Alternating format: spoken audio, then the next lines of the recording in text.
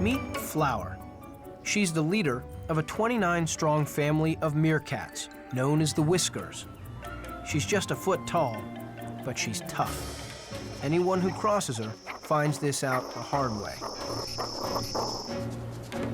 But Flower has to be a strong leader, because ahead lie terrifying encounters with airborne predators, vicious battles over territory with rival gangs, and a deadly snake attack, which leaves one member of the family fighting for his life.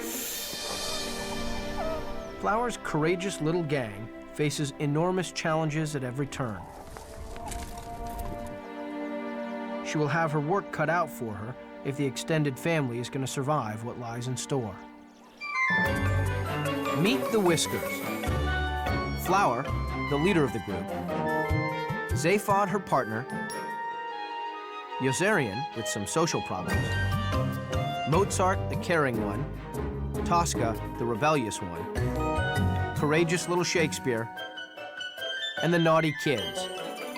Welcome to Meerkat Manor.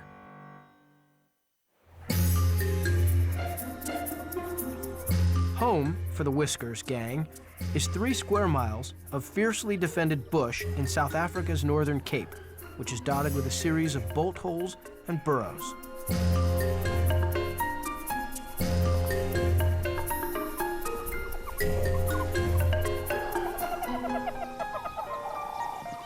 This group of meerkats has been the subject of a 10-year study by Cambridge University into their daily lives and relationships.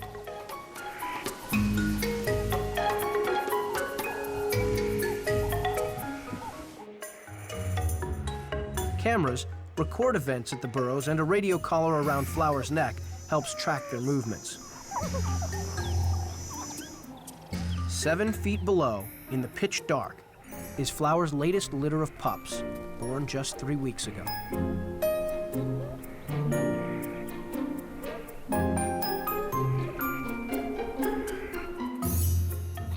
But it's an anxious time for Flower. Underground, her pups are safe. But once outside, life gets seriously risky. It'll be up to the whole gang to protect the little ones. Flower knows she can rely on the family to do their best, but only time will tell if the pups will survive life in the big wide world.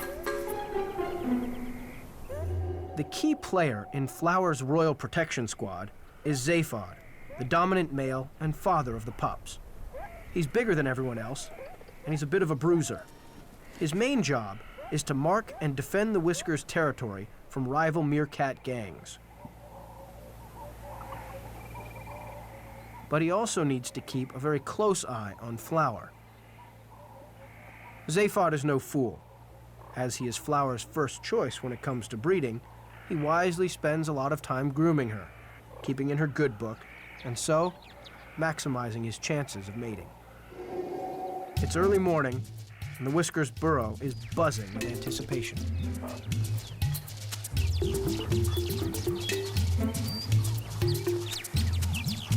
Extra sentries are on duty, scanning the sky for predators, and the whole gang are cleaning and tidying the burrow entrances. Flower's adult son, Shakespeare, a mature and reliable member of the family, is keeping a close eye on some birds of prey. And the reason for all this activity? The big day is finally here, and Flower's pups are coming out to meet the whole family for the first time. Flower won't normally allow other females to breed, so her pups really are the future of the group. But these precious little youngsters have a 1 in 4 chance of dying in the first days out of the burrow, so everyone is in a state of high alert.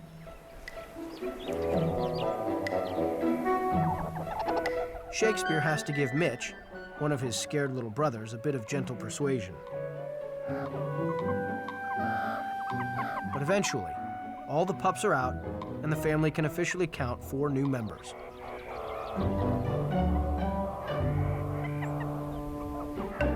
With Flower watching closely, the rest of the extended family are anxious to reassure and encourage them.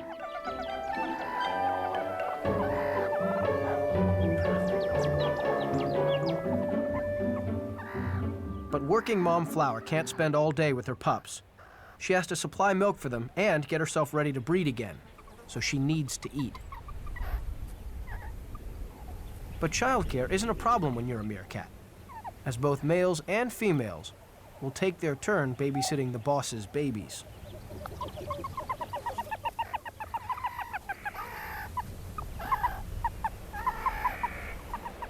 So while Flower leads the rest of the Whiskers group off to find breakfast, she leaves her pups behind in the capable paws of today's volunteer babysitters.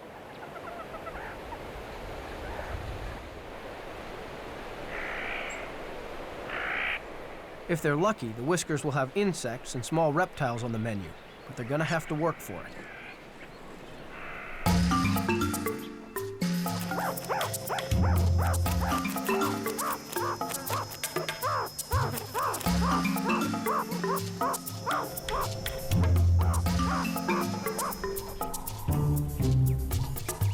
Flower's son Shakespeare seems to know exactly where to dig. Although, like all meerkats, his eyesight up close is not great. He can rely on his brilliant sense of smell to find breakfast.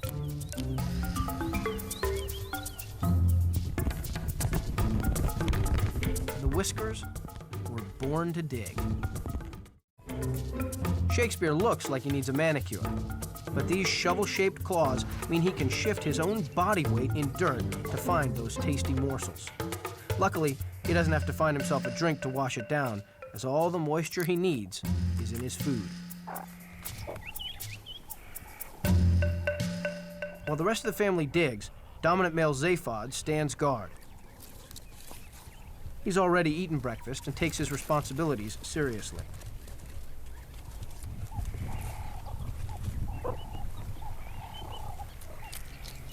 Shakespeare has found a highly poisonous scorpion.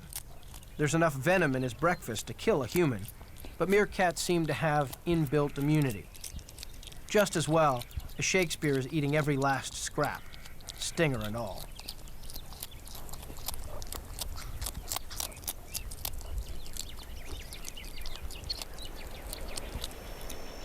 Flower has found a real delicacy, a giant millipede. The meerkats hate the taste of the toxic secretions on its skin, so she's dragging it through the sand to rub them off. She's producing milk for her growing pups, so nothing is wasted.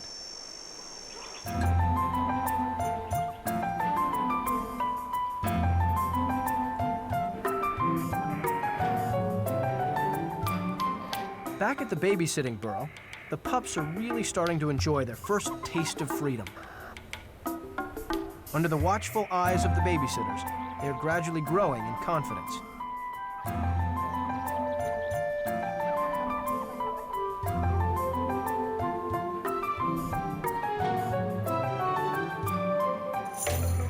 It's been a few hours since Mom left, and the pups are getting hungry.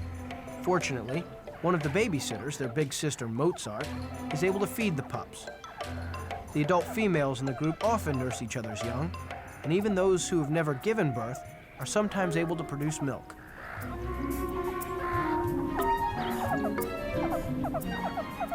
In a week or so, they'll be strong enough to follow the group on their foraging trips. But for now, the only safe place for them is within a few steps of the burrow.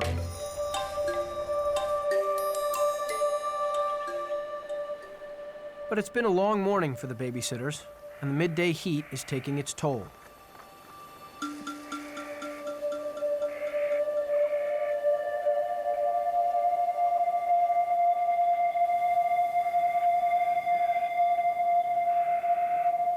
Unfortunately, any lapse in concentration can be lethal, and right under their noses, Kinkajou, one of the teenagers, seizes her chance and steals a pup.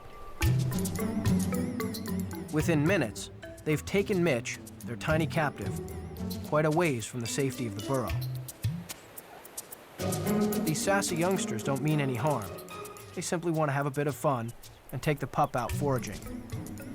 But they're too inexperienced to realize that little Mitch is nowhere near ready.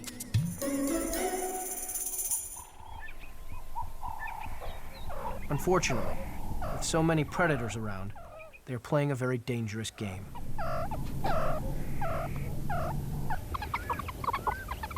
Back at the burrow, the exhausted babysitters haven't noticed that one of their tiny charges is missing.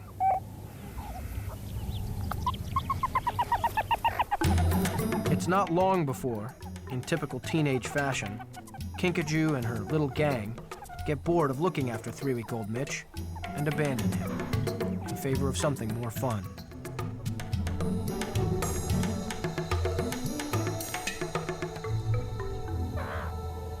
Alone in the bush, the pup has absolutely no chance of survival. Mitch's only hope is that one of the foraging adults returns to rescue him, but there is no one in sight. Back at the babysitting burrow, there are just 3 little pups and still no sign of Mitch, their missing brother. Things are not looking good. The teenagers have forgotten about him already.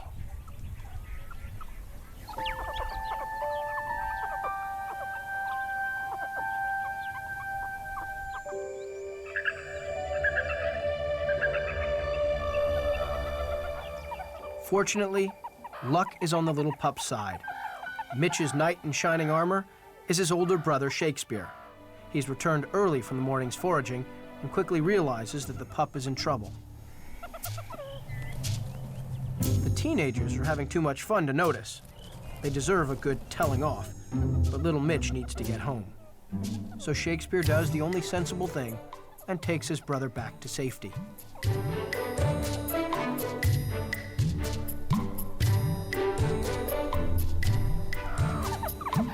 Fortunately, their mom, Flower, is oblivious to the drama back at the burrow and is getting on with the serious job of foraging.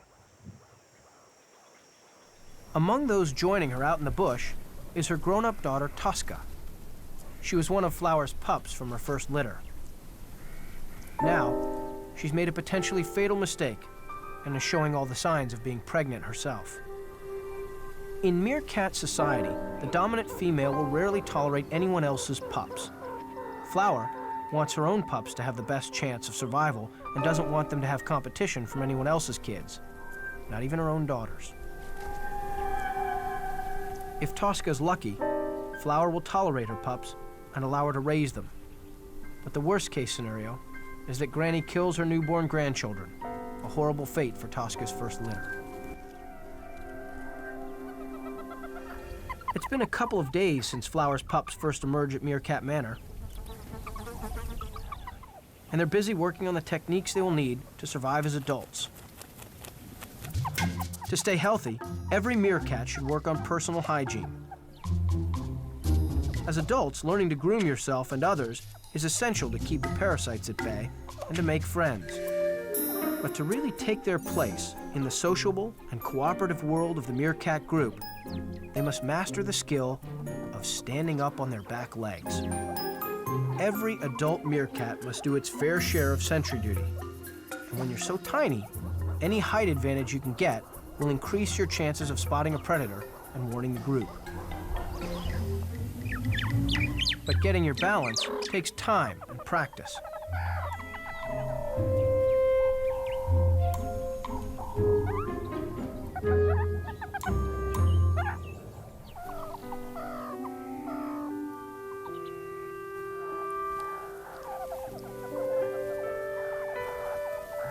And when you're just 3 weeks old, even a few hours at nursery school can be exhausting.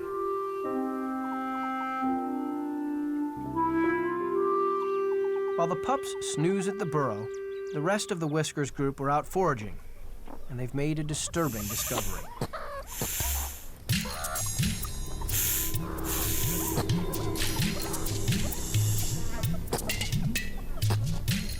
Among them is Shakespeare. He's as nervous and excited as the rest of the gang. Meerkats have little bolt holes scattered around their territory, somewhere to hide from predators in an emergency. Unfortunately, a squatter has moved into this one. It's a puff adder with a deadly bite and one of the fastest strikes of any snake in the world. So the meerkats want him out. They're mobbing him, trying to hound him out with a relentless show of strength and unity. Their tails are up to try and make them look bigger, and they're using their spit calls to threaten and frighten.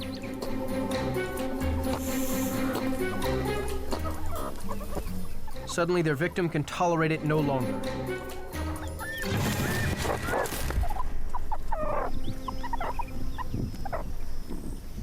Shakespeare has received a vicious double bite, and it takes a few moments for the lightning-quick strike to register with him.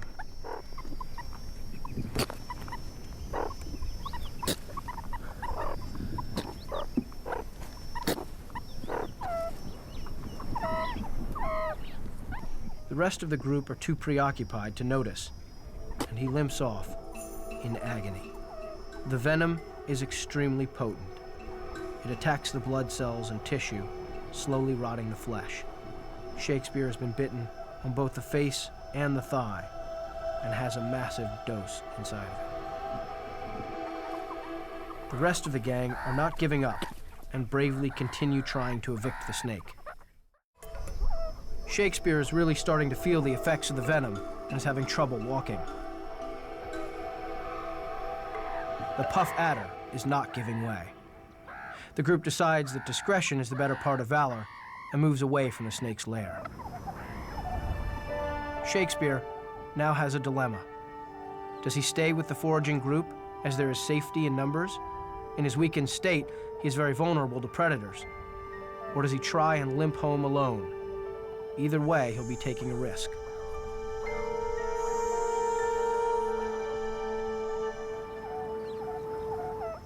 In the end, he has no choice because the group heads off without him.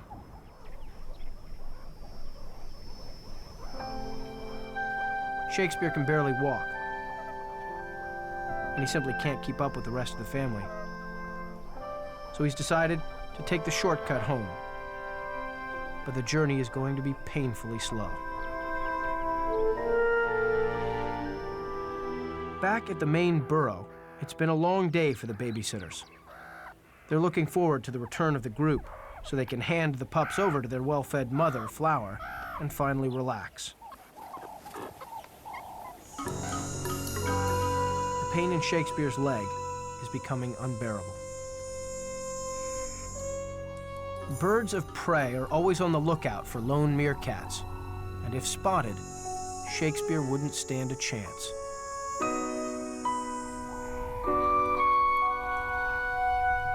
The terrified little animal will need all his strength and courage if he's going to make it home.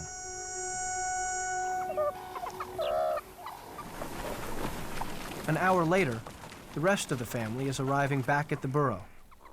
Everyone is pleased to see the pups.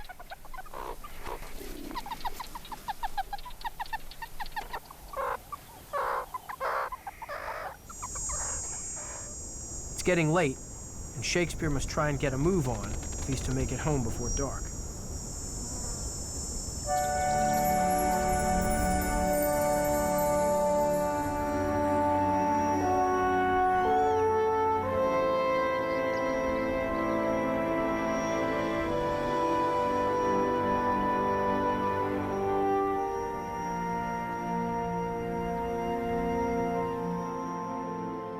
Back at the burrow, the group is starting to head below ground for the night.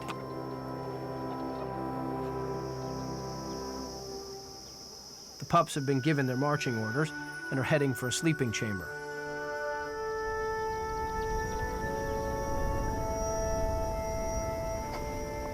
Above ground, Shakespeare has finally made it home, but it's taken his last drop of strength.